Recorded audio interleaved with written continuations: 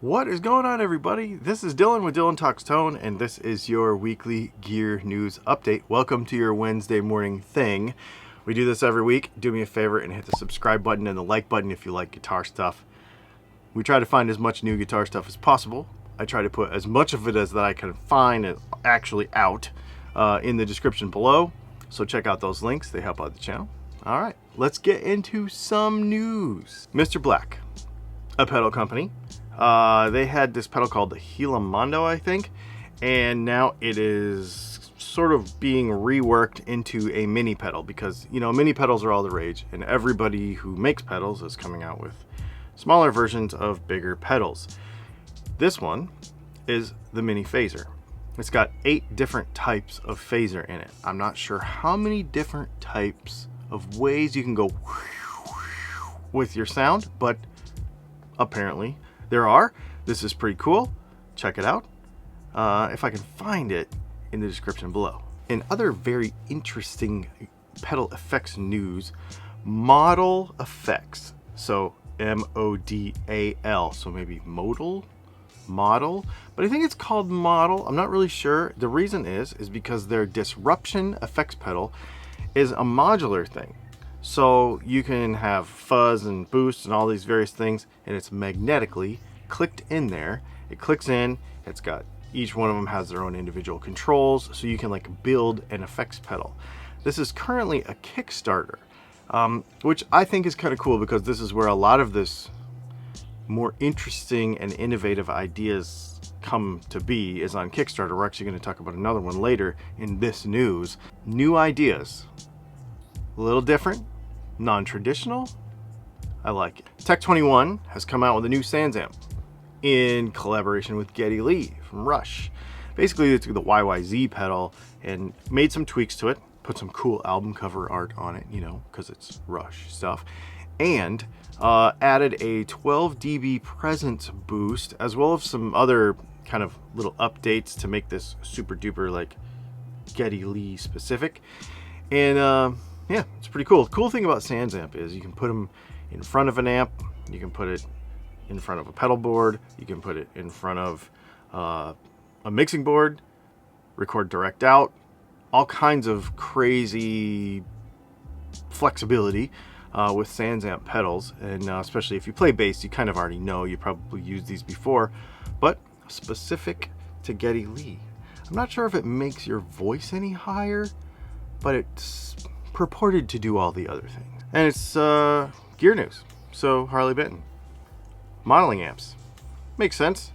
They got cheap amps, they got a cheap modeler, so they're gonna put some cheap modelers in some cheap modeling amps. What are these things called? The HB20 MFX and the HB40 MFX. You know, it's like the Spider Jam of Harley Benton. I don't know how you can knock off a Spider Jam and make it cheaper and more Harley Benton, but I guess they figured out a way. So here's our other Kickstarter. So this thing is called the Ammonito, and it looks kind of like a pod, but in a different shape. But this is really cool. So this is on a Kickstarter deal. It's got a 12AX7 tube in it, a 12AU7 tube in it. Then it's got some digital effects in it. It's got a pedal board in it. It's got a speaker in it, and it only weighs like 5.5 kilos. So we're talking, what, 11 pounds ish, something like that. But it's got real tubes, a real speaker, and then it's also got a Shark DSP. So for those of you that are not familiar, Shark DSP has been for a while, I guess, kind of the high-end digital processor, or it's the one everybody uses, and it's good. Digital processor for effects pedals and stuff. So they basically put a multi-effects board, an amp speaker, as well as a tube amp in one little thing under 12 pounds. This is really interesting.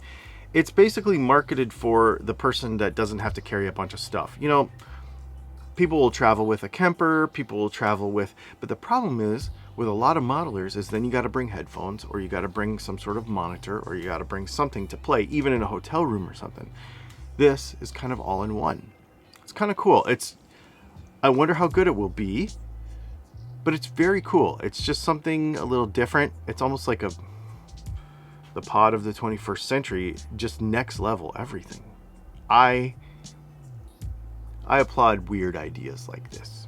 Last week, after our news in the comments, immediately people were like, you missed the Les Paul SG Epiphone. We did, because, you know, news comes out all the time, and we record this on Wednesday morning. Early in the morning, we release it, and sometimes something will come out a couple hours later, and then it has to wait till the next week. It's just kind of the nature of the beast, because we do these as close to release time as possible. Anyway, Epiphone Les Paul SG Standard. So, for those of you that are not familiar, the SG actually came out as a Les Paul model first. And then that was not taken very well by certain people named Les Paul. They're like, that's not a Les Paul, that's something else. And they changed the name to SG, solid guitar, and the rest is history. But for that first year or so, or a little bit more than that actually, you had a Les Paul SG Standard, basically. So this guitar's cool because it's an Epiphone. It's under $900. It's got actual Gibson pickups in it. It's got CTS pots. It's got yellow Mallory caps in it. It's got nice inlays. Now it's a two-piece body instead of a one-piece like the Gibson would be. Of course, it's all the Epiphone stuff like poly finish and, you know, some of the various other features that make it very Epiphone-y. But it has the good stop bar and tailpiece that lock. Not like a Floyd, but it actually locks and it doesn't fall off. All kinds of cool features that make it very Gibson-y, but not quite, because it's an Epiphone. But I dig this thing a lot. It comes in cherry and that antique aged white. This is going to be a really good guitar, and it's going to sound fantastic. And you're going to be able to gig this thing for not a lot of money and probably not have to mod it at all. Like, the pickups will be fine, the pots will be fine, everything will be fine.